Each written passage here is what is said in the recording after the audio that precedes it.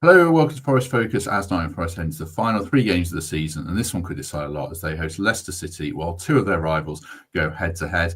We'll preview Sunday's game in full, discuss why we should want Newcastle to beat Chelsea, and look at possible Morgan Gibbs-White replacements in the company of two guests at the moment, not three. Mark Sutherns, how are you? Yeah, obviously Pete didn't like your intro there, was getting ejected himself straight away. I'm good, I'm all good. Looking forward to coming to the City Ground on Sunday and what should be a really big atmosphere again, and hopefully looking forward to 3 points. Yes, Pete Blackburn was with us. We were a bit late starting because of Pete's technology problems and various other things. And me getting a cup of tea, I've got to own up to that. You getting a cup of tea, me uploading an advert. Ian, the professional who works in television, was on time and was left sitting like a lemon for 5 minutes. But Ian Finch, how are you? I'm good, thank you. Good to have you with us. We'll attempt to restore Pete Blackburn to this world. Here we Pete go. Blackburn, Hey! can you hear us? I can hear you. All is well. Good. I don't know what's going on at your end. Let's hope this connection is stable. But you're well, are you, Pete? Yeah, I'm good, thanks. I've moved to another computer now, so hopefully it's working all right. Yeah, I'm good. Just sort of recovered from Monday night this morning. Yesterday was the sort of second day of the grim, but I had a great night on Monday. Some nice beers with podcast folk and listeners and all sorts, and decent result in the end.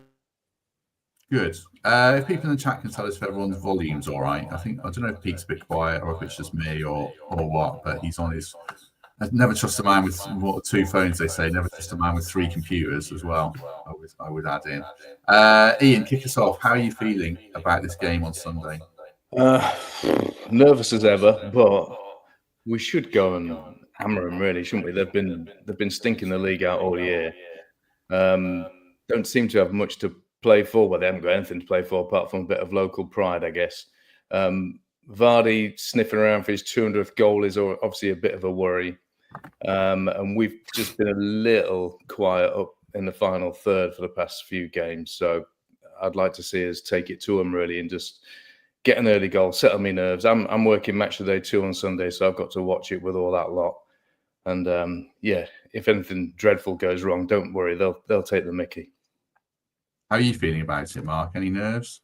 Yeah, I mean it's a proverbial banana skin, isn't it? I mean it's, on paper a few months ago we were looking at this fixture going, well, that's a given 3 points, but I think we've got to factor in the Vardy 200 goals, but also Leicester will look at this as perhaps the one remaining fixture they've got that they can actually make an impact on things, because they would love to be, deprive us of the chance of Champions League football, of course, because of the rivalry between the clubs. And I'm sure that some of the players will feel that, and that will get through to some of the players. The manager as well be probably aware of that. The supporters will want them to be aware of that, because the supporters will definitely want to spoil the party for us. When it comes down to ability on the pitch, we should really win the game still. But Ian's right about the lack of creativity. I mean, I think we talked about it earlier. 4 big chances we've created in the last 6 matches. 0.17 big chances per game, I think that is, or something ridiculous. And Leicester are second worst, but a lot better than that. So we have really struggled for creativity per 90. Sorry, that is. And it showed, I think, again against Palace. I think we played well. We were tidy in possession. Sengawa played his part. I'm sure we're going to talk a bit more about him later. But again, we didn't create too much. We had that opening at the end with Alanga, and we had the chance of Chris Wood's second half. But that was reliant a little bit on Palace getting caught short-handed or making an error. So we haven't created too much from open play out of our own build-up recently. Gibbs-White has been quiet. Hudson-Odoi has been injured. So Chris Wood's been coming back from injury. So I think this game is an opportunity to put that right and to show that we can get back to our best in terms of creating chances for Chris Wood. Hopefully Chris Wood gets a goal to boost his confidence going into the last 2, and we get the platform to claim that top 5 finish. Thanks for people pointing out the echo. It was something at Pete's end. I mean, Pete's just disrupting this whole podcast massively. So I muted him so he can unmute himself, hopefully, to answer this question. Pete, you've been more chilled out than probably the rest of us in the group chat about this game's must win, this game isn't must win, etc., etc. Is this one must win? It feels like it surely is. Well, you'll never get me to say that a game is must-win until the math says it is. But this is as close as it gets, isn't it? Let's face it.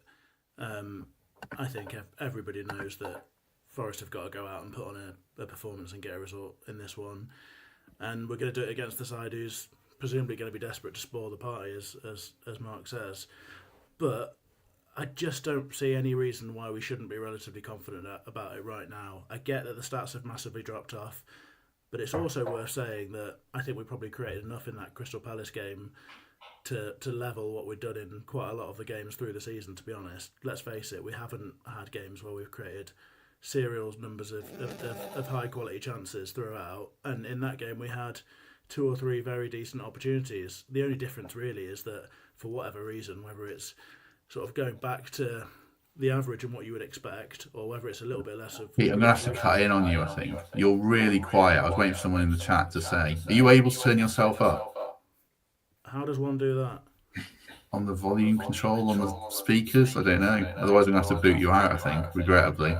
Okay. Let's have a look. You've given me some editing to do on the audio version of this podcast. My mic volume is on full, so I don't know what the problem is. Oh, Pete, I think I'm going to have to kick you out because you're almost mute. Okay, mate. No worries. Oh, I feel bad. I'm sorry. I can hear him over here. Really quietly or really... No, it's fine for me as well. Oh, well, I can hear him. We've got echo as well. Pete, I think I'm going to have to regrettably remove you unless you can restore your normal computer. Yeah, I'll have a go on the other one, see what happens. All right, let's try on your other one. Right. All right. Right. Sorry, everyone. I appreciate everyone's patience, and I feel a bit brutal for booting Pete there, but I really couldn't hear him at all. I'll throw it back to you. The same sort of question, Ian. Is it must win, do you think? Yeah, I think so. I was going through the whole maths thing and getting myself tied up in knots this morning, just trying to work out and predict results. And I think if we win this weekend, it's still doable top 5, possibly with 2 draws after that. But yeah, I just think if we lose this one, I think it's not only damaging math-wise, but I think mentally-wise as well. I think going into West Ham, you want to go into that game on the back of a good win, a bit of confidence. Hopefully a couple of players get a goal or 2 under their belts. And anything other than that is just a nightmare. And also, with it being an early-ish kickoff, it's not as if I can just go and sulk. I've got to sit there and then hang around all day and then do the show at 10:30, and I won't get home till gone midnight. And when really all I just want to do is just go and sit in a quiet corner somewhere and cry. It is the psychology of it as much as the table, isn't it, Mark? If we can't win this, you get it's kind of the can't win this, we don't deserve to get in type thing. Do you think? Yeah, of course it is. Yeah, I mean it's not technically a must win, but psychologically, not beating a relegated team, we surely don't. Yeah, exactly. As Will says, we don't deserve Champions League football if we don't beat Leicester. It's Leicester at home as well. That's the other thing. It's home advantage. We back ourselves to beat any team at the City Ground, no matter who turned up. So, and we've proven that this season. So I think that, and the other thing is, the Everton and Brentford home performances, 2 of the worst back-to-back home performances I've seen for a long while. We've got to put that straight as well. We've got to put this. It's not. I know the result is what matters, but we need a performance as well. Then we can go to the Olympic Stadium, to West Ham with confidence that we can get a victory there, because it's possible we can go into the Chelsea game then only needing a draw or less. So I want to put pressure on the other teams, and I want us to get 2 wins, Leicester and West Ham. I mean, we're talking about a relegated team, and West Ham are in 17th. There's no reason why we cannot achieve that. And arguably, if we don't achieve that, do we deserve to be in the top 5 anyway? We've got to right the wrongs from the Everton and Brentford home performances. Let's look at the other games this week then. Before we get into our lineups, I hope we get Pete back, because he's got one pretty wild pick in his team, but hopefully we'll get him back before then. Oh, in fact, I think he's just returning now. Come on, right. Pete. Hello, Pete. I'm making one last attempt to do a Gary Birtles. How's it looking? It's good. I think it's good. Oh my word! I You're still loud can't and really clear hear now. you now, but whatever. No, you're loud and clear. You're loud and clear for us. Don't worry. Don't worry. Right. let's crack on. We'll talk about the other games this weekend. Just a reminder, we have got obviously Leicester, Newcastle v Chelsea is the big other one. That's at St James's Park. Man City go to Southampton. Arsenal aren't on this, but they're very interesting for reasons we'll explain. But they go to they face Liverpool, and then they have Newcastle, which factors into things. So the question is, who do we want to win the game between Newcastle and Chelsea as much as anything? Obviously, we want Bournemouth to take points off Villa, and if Bournemouth don't take points off Villa, then yeah, it's a bit of a problem, I think. But let's just look at this thread from Paul Morley of this parish about why we should want Newcastle to beat Chelsea. I think conventional wisdom says it should be Chelsea winning Newcastle, but in Paul's opinion, that's not the case. So the main reason is Paul wants Newcastle to beat Chelsea because in game week 37, Chelsea will face Man United, who are 3-0 up and should be in the Europa League. Newcastle, on the other hand, go to Arsenal, who could be under pressure if Liverpool beat them. So that would put us above Newcastle and with a chance to go 4 points clear of them if Newcastle can lose 2 games in a row. Chelsea, on the other hand, would have Man United and then they would have us. If Chelsea win the next 2, they'll have already qualified for the Champions League and would face us on the final day with the potential to rest players ahead of a Europa League final, Europa Conference League final, I should say, which would be competitive because they're going to face Betis or Fiorentina, I think, are the 2 teams in it. So that could give us a chance of a win on the final day. So even if we don't beat West Ham, it could open a door for us with regards to Newcastle. That's all super complicated, I appreciate. But have you followed that along, Pete? Can you articulate that better than I just did? No, definitely not. Paul tried to explain this all to me at the pub before the Palace game, and I didn't have a clue what he was talking about. I don't know if that was mainly because of the festivities or whether that was because of the content. But I mean, I think he makes a totally convincing argument. I'm going to make the sort of the really boring response point, I guess, and just say that it all seems a bit too much to worry about from my perspective, and just sort of see how it plays out. Ultimately, I think the position we're in is still very much we've got to go and do the job, and that's no given right now, is it? You know, Forest form hasn't been great. I think we reasonably have concerns about what could happen in these games, even though we know we're a much better side than what we're coming up against. For the weekend, I looked at Opta this morning, and I think they were suggesting something like a 67% chance of Forest winning the game. And when you think about how you describe it as being something like a banker, 67% doesn't feel like a banker all of a sudden, does it? But I guess that's football, a sport with 2 participants in it. For me, though, I do just think it is right back to that one game at a time mentality. We've got 2 games to win here now, haven't we? 2 games in a row, and then we just see what happens last game of the season. It might not be that we have to worry about any of this sort of stuff, either for positive reasons or negative ones. So let's just wait and see, I think. I did such a good job explaining that. I said the wrong team that Paul wanted to win anyway. Apparently I must have said Newcastle. Paul. I know. I thought that when you said it. He wants Newcastle. Yeah, it was Chelsea to win. He wants Chelsea to win. He wants Chelsea to win the next 2 and us to win the next 2. That boils it down. He wants us to win the next 2 and Chelsea to win the next 2. And then that solves everything. So, yeah. But then we're banking on Chelsea putting out a weakened team on the final day, aren't we? Yeah, and then we can win 3 in a row. Yeah. And even then, if Chelsea play a weakened team and we don't beat West Ham, then that favours us as well. So I think that boils it down. We want Chelsea to win, even though everyone thinks we want Newcastle to win. Right. Oh, my God. What a smooth show this is. Apologies. I don't think a draw is a bad result either, to be fair. Just I was trying to do the maths earlier on, and yes, it makes sense for Chelsea to win that game, but a draw puts them both on 64 points. And if we win against Leicester, we're on 64 as well. So it keeps everybody within touching distance of one another. I think the key really is we just want Villa to do one and get lost, because then at least we're guaranteed Europa League football at the very least.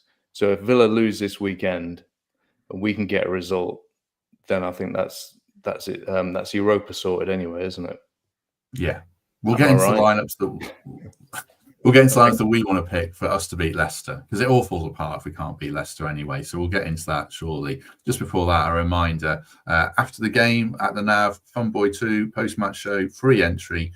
Get your food, get your beers there as well to hopefully celebrate a win. And then on the big screen, I'm assuming at some point as well, they're going to have Liverpool versus Arsenal on as well. So you can check that one out. So yeah, thanks to NAV for their support as ever. Let's get into our lineups then. We'll start with Mark's, which is also mine because it's unchanged. And then the other guys have got a few slight changes to talk around. So just for people who need reminding, Sells in goal, Aina, Milenkovic, Murillo, Nico Williams. We're assuming Murillo's fit. If he's not, then I guess Morata will come in, but people can correct me if not. Sangare and Anderson in midfield, Dominguez, Gibbs-White, Elanga, and Chris Wood. Why unchanged for you and me, Mark? Well, Sangare is the key figure, I guess. I think he did well enough to warrant another start. I think that Yates coming off the bench for the final 20 minutes when we're hopefully winning the game to win free kicks and help us see it out, extra energy. It's a given that Sangare will be subbed. So it's not like we're looking at this and going, Sangare is going to last the 90. If he gets booked, he'll probably be subbed 15 minutes after that. So hopefully no longer than 15 minutes, because that made me very tense at Selhurst Park. Yeah, I think he warrants the start again. Otherwise, it's a very strange decision. I mean, I thought it was a bit of an odd decision to start him in that game anyway, but having made that commitment and having seen Sangare perform as he did, which I think was a decent performance, I think he did help. I think he linked well. He helped. There was a few interchanges with Gibbs-White, which looked lively. Anderson had a very good game, I think partly because he had Sangare there and felt a bit more able to get involved going forward.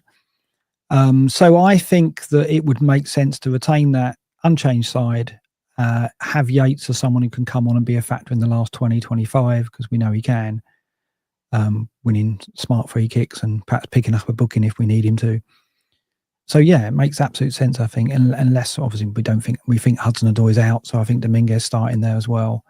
I think that team can win us the game, and I'd like to see Sangare kick on from what he showed us against Palace. Yeah, I think for me, fundamentally, I've put unchanged because I think that team can win the game, and that's the main thing. And just on, same thoughts on Sangare. Just on Sangare as well, Mark. Do you feel more comfortable with him in a team where you've got Dominguez tucked in and it's slightly more narrower midfield? If it was a proper two with two wingers, would you worry about him more? No, that's right. I mean, Dominguez and Anderson, he's got legs around him, hasn't he? And he came through the game in an area of the pitch where we had Ismail Assar and Eza prominent, and he came through that game. Yes, he picked up a booking, but he didn't. I don't think there were instances where he got showed up. There was, perhaps there was a foul on Eza second half where he got nutmegged, and perhaps you could say he was found wanting there. But Eza's a top quality player. Leicester don't have those players.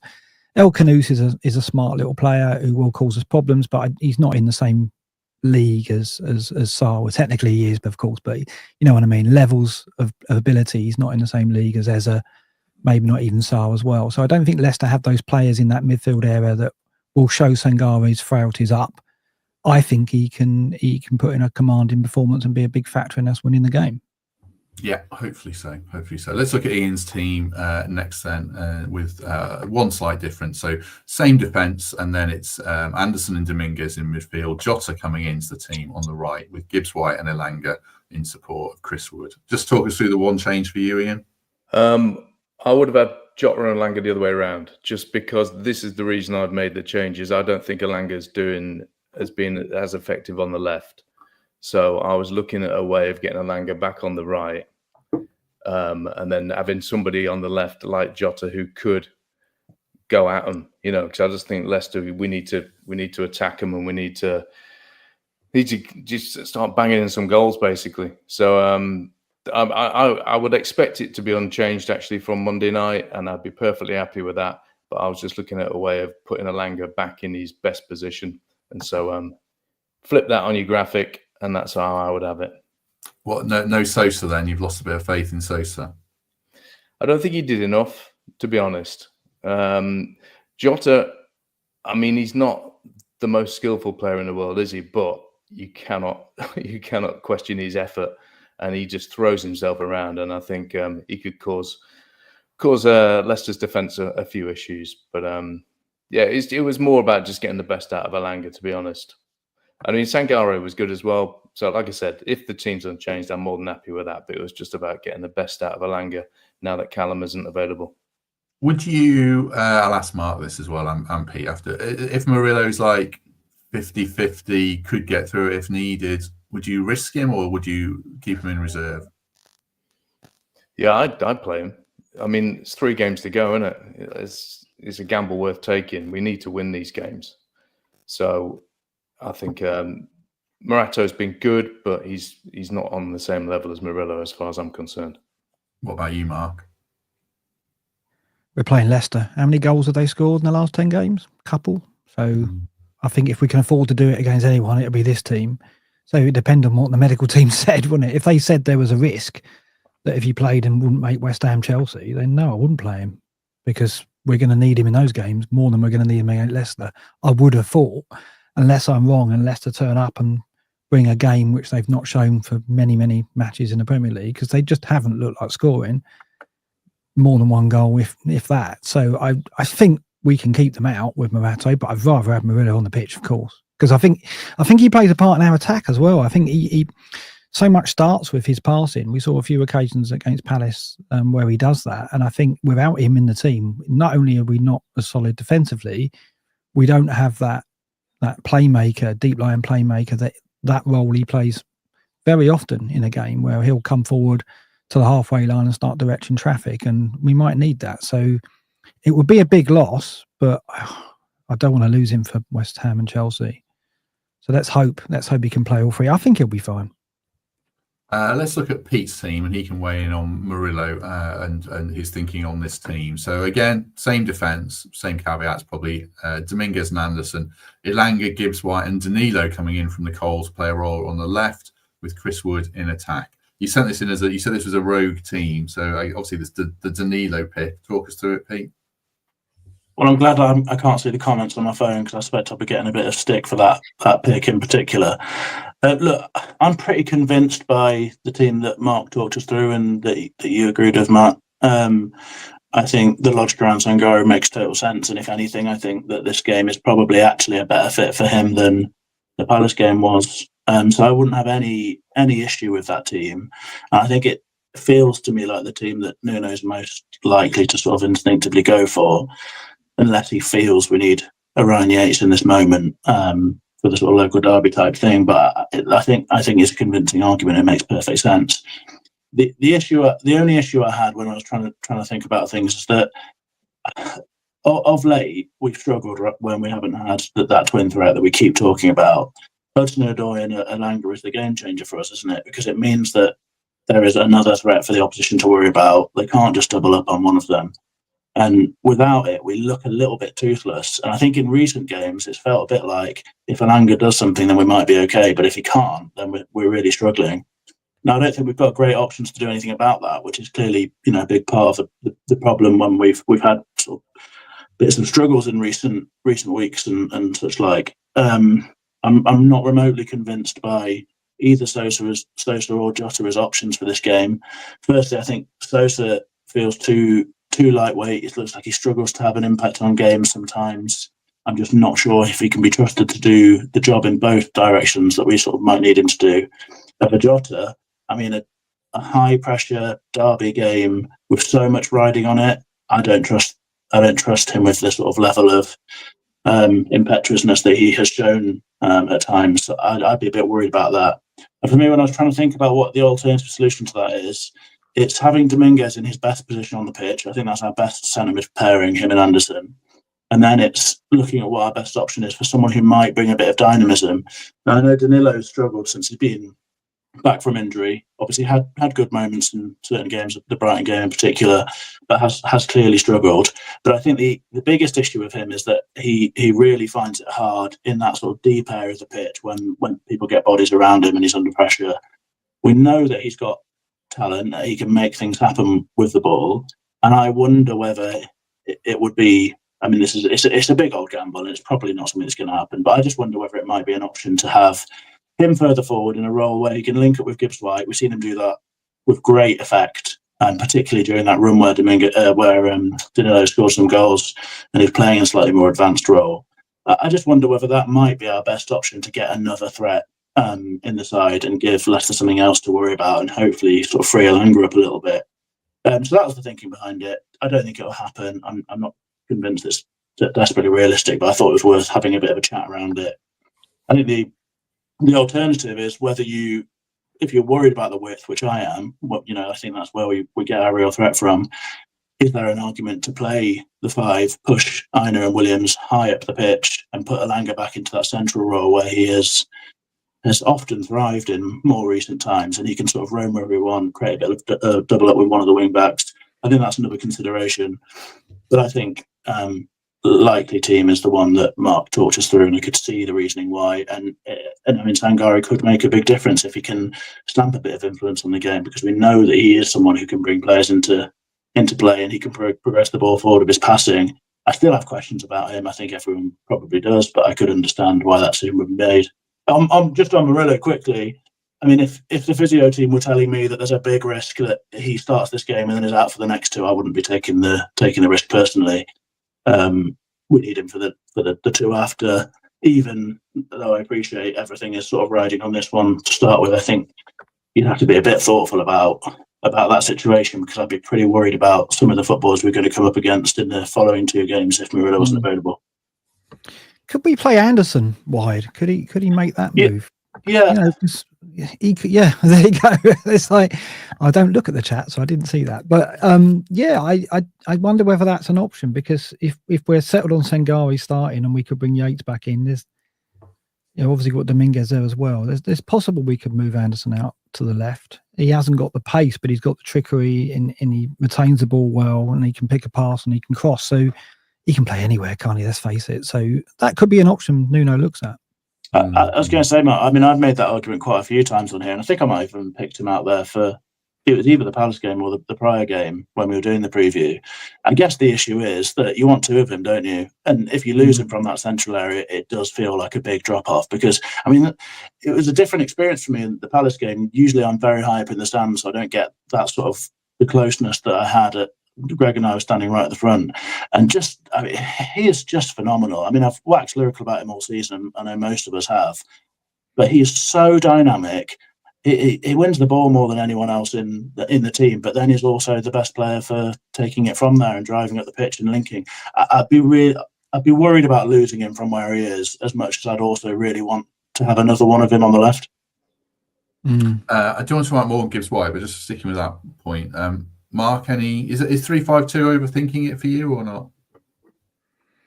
Well, it has to be a very forward-thinking 3-5-2, because as I said, I don't think Leicester have got the threats necessarily. But if that meant that we were better going forward and we had more options, we had some width, then yeah, I mean that could be something. I've been an advocate for 3-5-2 in games. I don't think it's necessarily a go-to for Leicester.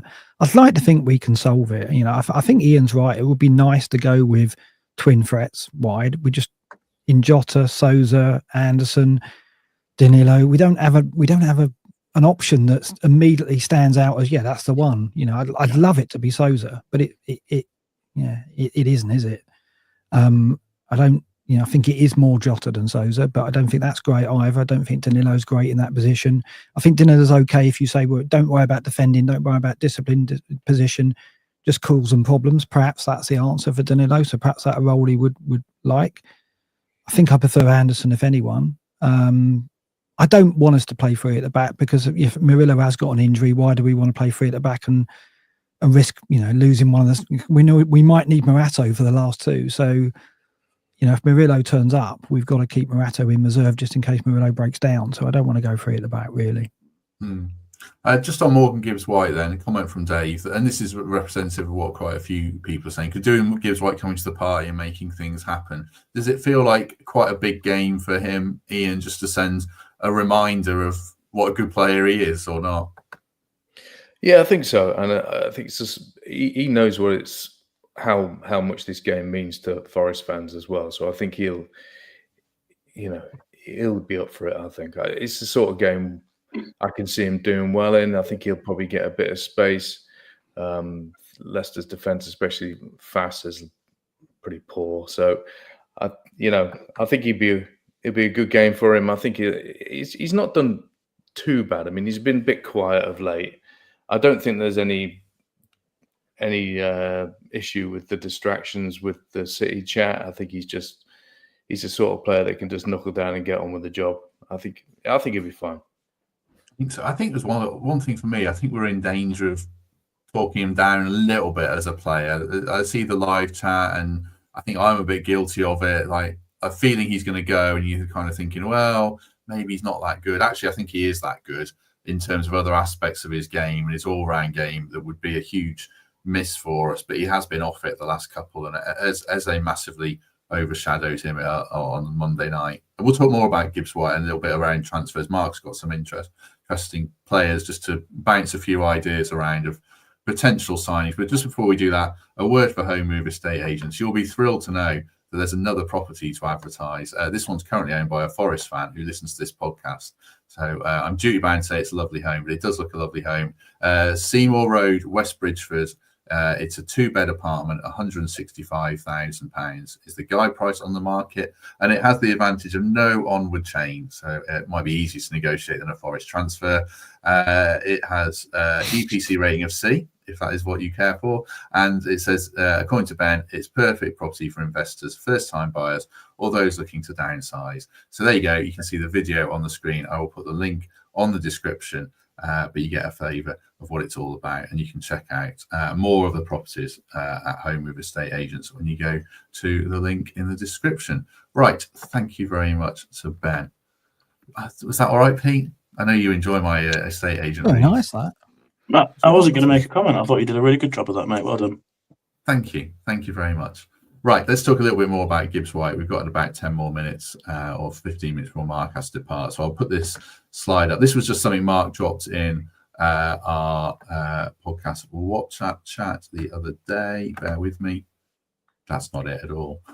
The league table. That's the Premier League table. Oh, I'll add it in. Bear with me. Come on, Matt. This has been seamless till now, this episode. Come on. You really spoiled this one, pal. I don't think I've even added it in. There it is. It's the first one I did this morning. Sorry. This is not going to be entered for any awards or anything, is it, this one? Right. Here we go. I can't see it. Oh, there we go. Oh, you can do now. Oh, it's even edited the names out of the players.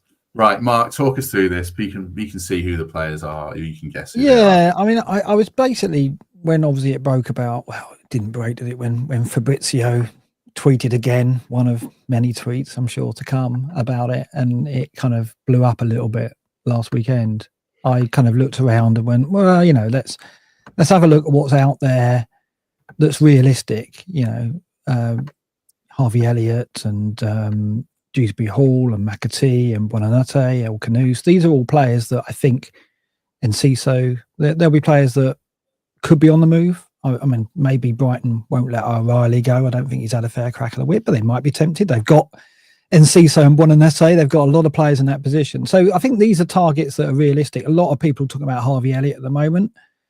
And this is sorted by minutes per chance created. So you can see, Gibbs-White is just above mid-table. He's created a chance every 53 minutes this season. But players like Damsgaard and Elliott have been creating chances at a higher rate than that, right? And you wouldn't, Damsgaard definitely a very good creative player. That's a given. But that surprised me about Harvey Elliott. I didn't expect him. I know that's a very small sample, 258 minutes, but even so, he's got that in his locker. He showed it when he was on loan at Blackburn, what he can do when he's given a regular run of starts, which he's had one start, I think, for Liverpool this season, which came last weekend. So I wouldn't be averse to looking at him. The price around him is around 40 million. You've got to think that we'd get perhaps close to double that for Gibbs-White. So that would leave us plenty of money in the till. So I think when I looked at this, I just think the message is there are players out there who could replace what Gibbs-White gives us in terms of creativity. Unfortunately, Gibbs-White gives us a lot more than that. He gives us, a certain amount of leadership, tenacity, energy and work rate in midfield that perhaps some of these won't bring. But I would argue that players like Elliott and Damsgaard do have that as well. So yeah, I think the message is I wouldn't want to lose Gibbs-White. I love him as a player, but I think for the money that we'll get and the market that's out there are methods to replace what he brings us. Yeah, I mean, I've made clear how much of fan I am are of Damsgaard, and I think there's good players on that list. It probably just highlights they're all, apart from Dewsbury Hall and O'Reilly, generally they're the kind of midfielders who don't particularly put themselves about, and they're more creative types. That's what Gibbs-White adds. A couple of people in the chat. Jared mentions, could we get Eberici Eze? I've seen Jared Bowen mentioned. Pete shaking his head. I'll go to Ian first. What do you think about these potential replacements? Does it make you think, oh, we've got to keep Morgan because these lads are good but not good enough, or what? I don't know. I mean, is it a sort of thing where Elliot Anderson could step up and play that number 10 role, and we backfill for Elliot instead in the central midfield? That's all I'm thinking, as an alternative to shopping from within the Premier League. Because I know that like Douglas Luiz was linked with us in January, and then I've heard his name whispered again. I mean, whether if you had him in central midfield and you pushed Elliot further forward, whether that's an option. Yeah. Do you have, well, you won't have this to hand, Mark, but do you know what Elliot's creative numbers are like? I know he's playing a deeper role, but does he create chances? He hasn't, he's not reaching the levels of Hudson-Odoi Langer or Gibbs-White because of his role. He can do it though. He there's no question he can. And he could certainly play that 10 role, and then perhaps arguably, it's easier to find an 8 or 6. I haven't said that though. We've been looking for a 6 for several seasons and not found one. So, yeah, I mean, I love Douglas Luiz as a player, and if he came in, then he could certainly do the job that Anderson's doing there. There's no question. But I also think like a player like Harvey Elliott has got versatility. He can play out wide. He can perhaps play deeper as well. So I think for me, he would be the one that I would be looking at. I think he's a player that fits the profile as well. He's young enough where he'll have resale value. He's a player who's been trying to strain at the leash to get into the Liverpool team and not had that opportunity. So he'd have a point to prove, very much the same as Elanga and to some extent Anderson. So I think he's the kind of player I think we should target anyway, even if Gibbs-White was staying, because I do think he gives us that option across many positions in midfield, and we'll need to sign players that can play multiple positions if we've got Europe, because unless we're going to get 10 players, we're going to need 4 or 5 versatile players. So I think Elliott, if he's on the market, we should be looking at him. Pete, thoughts on that list?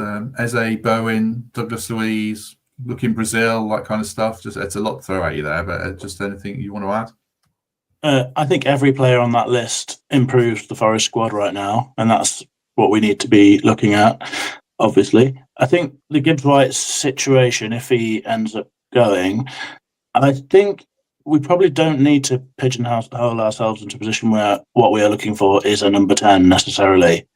I think part of the reason why we played the system that we have for so long is because we've had Morgan Gibbs-White, but an awful lot of football teams don't play with a number 10 like him, and I think it's actually probably easier to create a well-balanced team that finds it a little bit easier to control games or to stay in games if you've got 3 in midfield rather than someone in that out-and-out role. So it might be that we don't have to do that directly, and some of these options that Mark's found actually provide that sort of opportunity.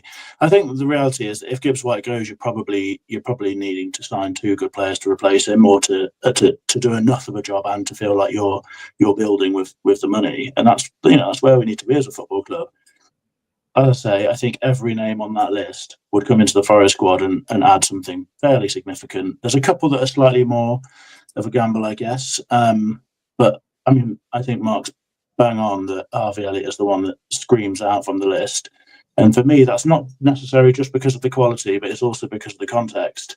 And Harvey Elliott, as Mark said, has started 1 game this season. So there's clearly something about him that Slot's not desperately confident in for whatever reason. But you look at him the season before, his metrics are absolutely outrageous. For the minutes that he plays, he is a massive goal threat. He's progressive, keeps the ball. I think he's probably much more of a worker than you've given him credit for, Matt. I think he's someone who can really press, someone who's quite strong and will put in a lot of effort. And he's somebody who is the exact sort of profile of a footballer that Forest should be targeting. He's someone who desperately needs an arm around him and a place in the team where he's told, you're going to play and be a star. As long as you're turning up and doing your bit of it, we will support you. We'll build a team around him. And he's the sort of player who could explode, and that's exactly what Forest should be looking for. 2 years of his contract left, and someone who's not starting for Liverpool. Yeah, the difficulty is because his homegrown status, it means that it's probably harder to get him out of clubs competing in Europe. But clearly they're not using him an awful lot, and Liverpool have also got a massively successful academy project, so that shouldn't be too much of a concern for them. So personally, I'd be already on the phone trying to sweet talk him. I think there's a similar story with Kieran Dewsbury-Hall, who just not played whatsoever. Who could have predicted that would happen? But he's somebody who could also come into this Forest side, who's got it all to prove, but has all the ability in the world. He's got a massive work rate, and he can add a lot to the side. I think on Elliot Anderson, look, he's surprised me with what he is. I think he's surprised lots of us with what he is as a footballer. I don't think we were expecting him to be someone who could come in that deep role and have such a magnificent impact. I'm now pretty reticent for him to move up the pitch and play as number 10. I might be wrong about that, and he did do a really good job filling in when Gibbs-White was injured in the earlier stages of the season. I think it was Leicester away, actually, wasn't it? One of those games in the week, Leicester. And I just think he gives us so much. The stats have been knocking about this week about him being, in the top 10 ball winners of young players across the entirety of Europe, and he's just given us so much energy and dynamism and battle in those areas. And if you can build a midfield around him where he's given a bit more freedom to roam forward and get box to box, but he's also still in that right in the heart of things, so he can win the ball and then take it. I sort of think maybe that is where he really explodes as a footballer. There's a role for him in an England team playing like that. And I sort of wonder whether that's really where his strength is with us. Some of the names knocking about in the chat and such like about Eze and Bowen, that's really not where I think we should be going as a football club. Partly because I don't think we can attract those players a lot of the time. It's big money, big wages, players who are at their peak now, or perhaps even sort of moving on from their peak in some cases.